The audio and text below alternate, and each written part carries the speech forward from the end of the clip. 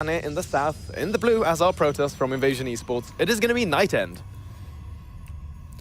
All right, and his opponent in the top left-hand side, here's the Red Terran. It is going to be LucifroN.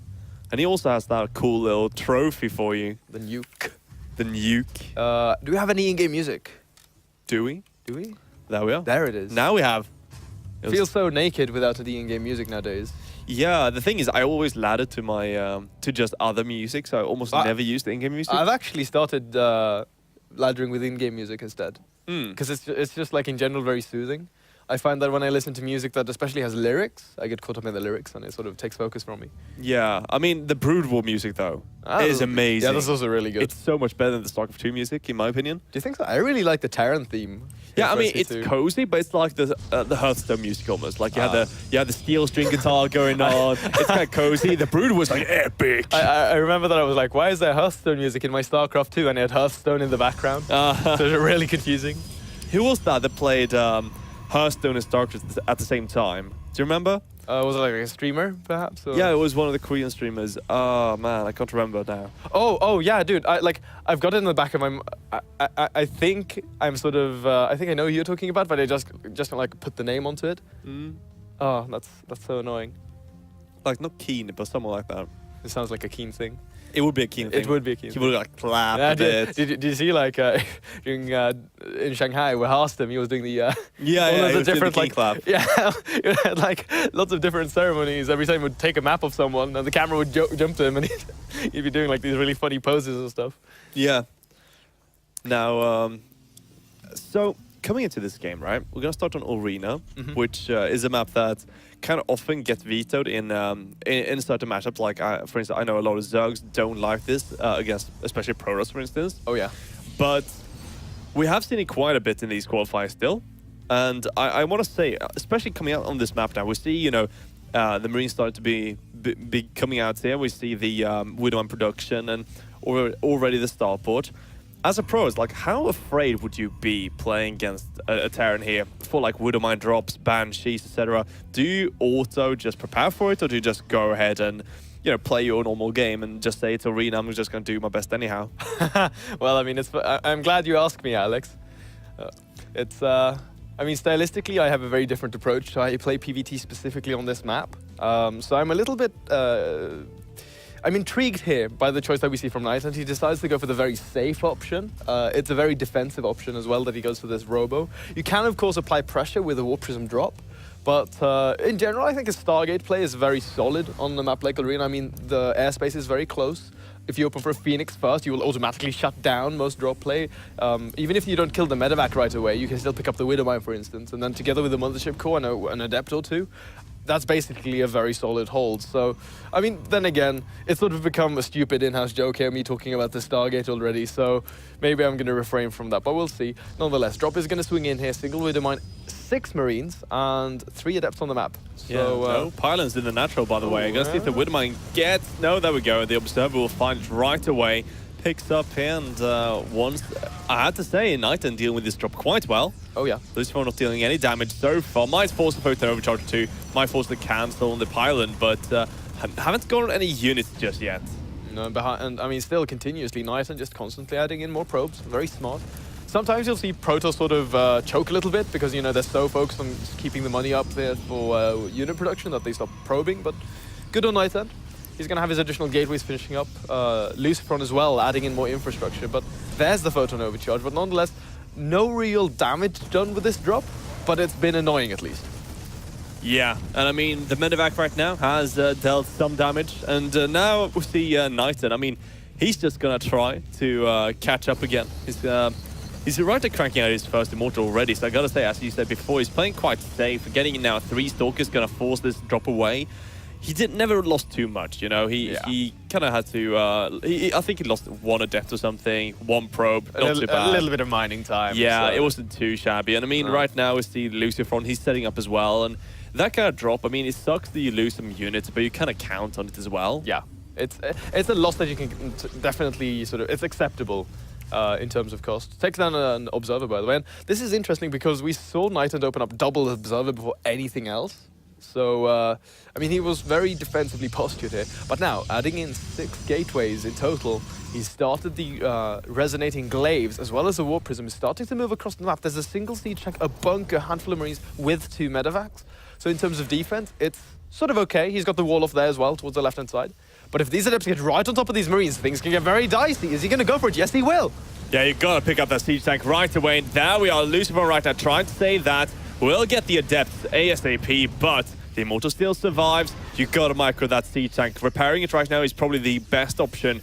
Cranking out another one is going to go up to 2 right away. He's going to have a 3rd on the way as well. Stimpack is in production. So right now, all LucifroN has to do is surviving. It is Knighton, of course, who's trying to go all in here. But, well, LucifroN is holding on for now. Would like to see a few more bunkers, though. Yeah, definitely. I agree with you on that one. I mean, things can get very tricky here because combat shield is going to be quite far away. And when you have resonating glaives on those adepts, they will shred your marines if you're not careful with them. Stim is going to be done in about 25 seconds, though. Drop comes into the main base. We'll find a couple of SCVs. And LucifroN's quite slow on the reactions, losing 4 workers already, and of course you need to be careful when fighting a war prism like this without stim. And bear in mind, Alex, we do have the observer right on top of the army in the naturals, so Knighton sees exactly what he needs to break into here. Yeah, well, Knighton right now does have the glaives. He does have a lot of adepts coming out here together with those immortals. Now here comes the war prism with the warpins as well.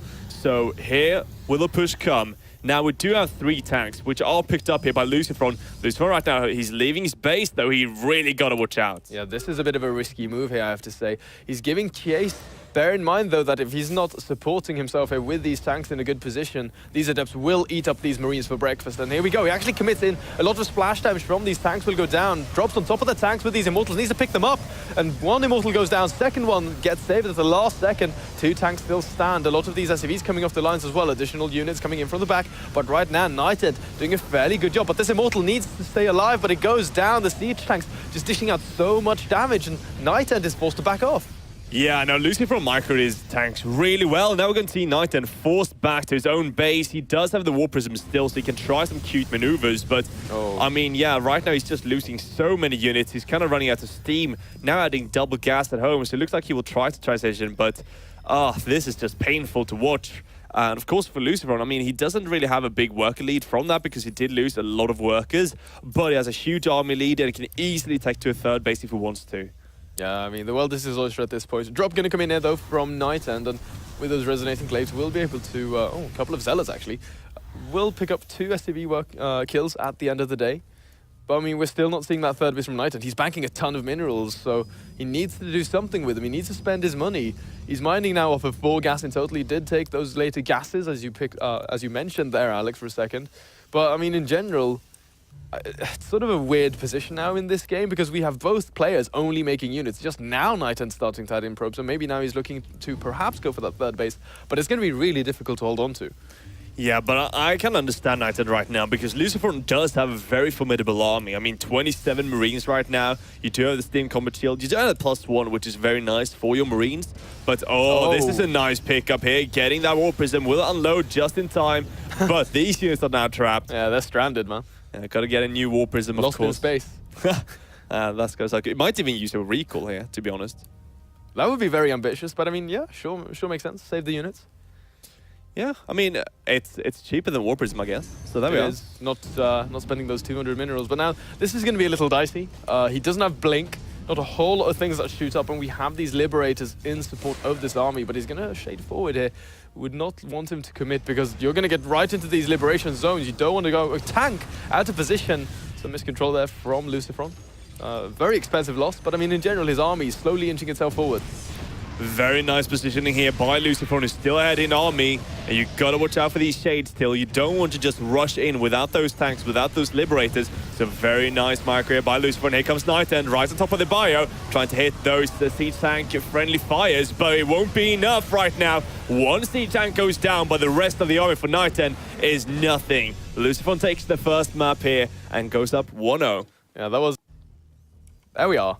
And 1, 2, 3... with our first player down here in the bottom left. As our red Terran representing Team Liquid, it is going to be LucifroN. And his opponent in the top right-hand side as the blue Protoss is going to be Knighton. So, Tenshi, Hello. we have a very old school matchup.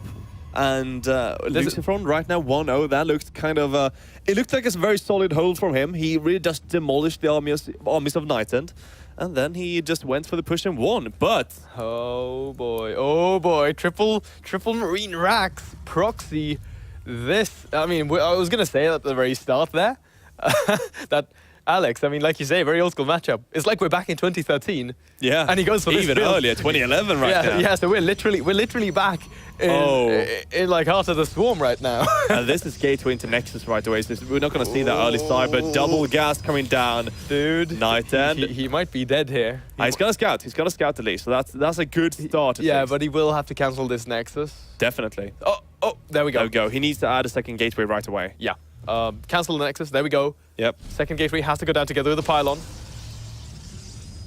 There we have it. He needs to add another pylon though, because I mean he is going to get supply blocked very shortly. Adds 2 more gateways. It's going to be up to 3. I would like to see another pylon. Yeah, exactly. There right there, because you don't just get the extra photon overshot later, perhaps, but you do get, of course, a backup pylon. You know, the tasters to the Autosis pylon. Yeah, exactly. I mean, it's really key when you're getting attacked like this in the early stages. As Protoss, you have to make sure that you have additional power pylons for your gateways. Those get taken out. I mean, and that's game. But right now, bunker. Very nice micro. Yeah, for a great control here from LucifroN. This bunker going up is going to make things very dicey. He needs to stop this from going up, though, and he's going for the focus fire on the CV. Is going to get the cancel. This is very important, but the Zealot will end up falling. Oh, he needs to save the one STV at least. Wow, he can't let all 3 die. I mean, it's great to let them tank, but getting that kill was very key here for Nightend, who now got a Mothership core together with those Zealots, and now he's cranking out Adept. I mean, it was looking good for LucifroN in the beginning, but as soon as we saw those STV kills, I mean, that completely turned things. Now you won't have the bunker, and sure, you might get a gateway or 2, but with those Adepts, this is going to be so difficult. Even buying some time here, we'll lose the gateway still, but Nightend is just getting stronger and stronger by the moment. Yeah, this is really awkward, right? Because Zealot Adept, no way that you're going to be able to fight this straight up. 2 STVs get sent across the map, but I mean, he's already losing a considerable number of his units. He needs to be careful. No photon overcharge available. Some time was bought, of course, there. And again, the great focus fire from Nightend to kill these STVs, but the bunker finishes up at the last second, and now we can start applying even more pressure. Perhaps we see a second bunker go down. LucifroN, though, no money to work with. Did he even get that orbital back at home? He's pulling all of the STVs right now, no mining going on, and this is going to be super, super all-in. I mean, it's already very all-in, but let's take it to the next level. Yeah, pulling the boys, here we go. Nightend right now using a few of these Death Space, just taking so much damage, losing all the shields right away. And the thing is, the pylons aren't in range of the bunker. If we had the pylons in front of the gateways, that could have helped quite a bit. But right now, the Cyber Core is getting focused down from the bunker. Only 1 gateway remaining, 1 being built in the background. Nightend right now falling to pieces. He didn't stay up photon overcharges.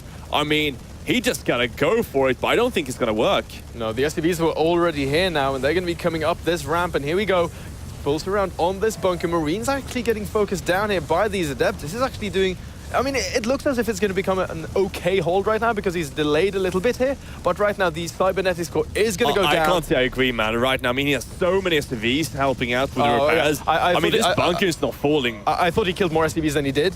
So yeah, I mean, look at this. I mean, the Mothership core goes down. GG and LucifroN is going to take game number 2 here on Dusk Towers, meaning